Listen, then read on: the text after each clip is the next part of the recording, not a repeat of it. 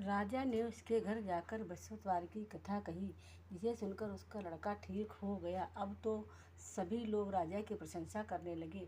एक दिन राजा अपनी बहन से बोला, हे बहन, अब मैं अपने घर चलूँगा, तुम भी तैयार होकर चलो। राजा की बहन ने अपनी सास से अपने भाई के साथ जाने की अनुमति मांगी, तो सास ने कहा, चली जा, पर उसने लड़कों के साथ में ना ले जाना, क्योंकि तेरे भाई के कोई संतान नहीं है। बहन ने अपने भाई से कहा, हे भैया, मैं तो चलूँगी, लेकिन कोई बच्चा नहीं जाएगा।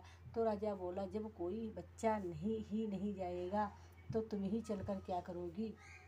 दुखी मन से राजा अपने घर लौट आया। घर जाकर राजा ने अपनी रानी से कहा, हम निसंतान हैं, इसीलिए लोग हमसे परहेज करते हैं। वह भोजन आदि किए बिना ही शैया पर लेट गया। रानी ने कहा, हे प्रभु, बृहस्पति देव ने हमें सब कुछ दिया है, अतः वे हमें संतान भी अवश्य देंगे। उस रात बृहस्पति देव ने राजा को स्वप्न में संतान प्राप्त होने का आशीर्वाद दिया। रानी गर्भवती हुई और 9वें महीने उसने एक सुंदर पुत्र को जन्म दिया। तब राजा ने अपनी रानी से कहा, हे रानी, स्त्री बिना भोजन के रह सकती है, पर बिना कहे नहीं रह सकती। मेरी बहन के आने पर तुम उससे कुछ मत कहना। रानी ने हाँ कर दी। राजा की बहन यह शुभ समाचार सुनकर बहुत खुश हुई तथा बधाई लेकर अपने भाई के घर में आई। तो रानी ने कहा, घोड़ा चढ़कर नहीं आई, गधा चढ़ी आई।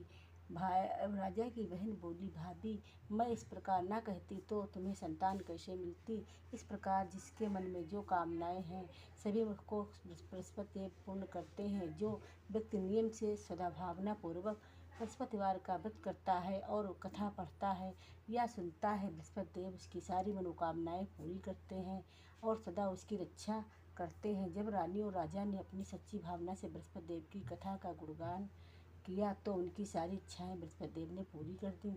इसीलिए सबको बृहस्पति देव की कथा सुनने के बाद प्रसाद लेकर जाना चाहिए और सच्चे हृदय से उसका मनन करते हुए जयकारा बोलना चाहिए। जय हो बृहस्पति देव की जय।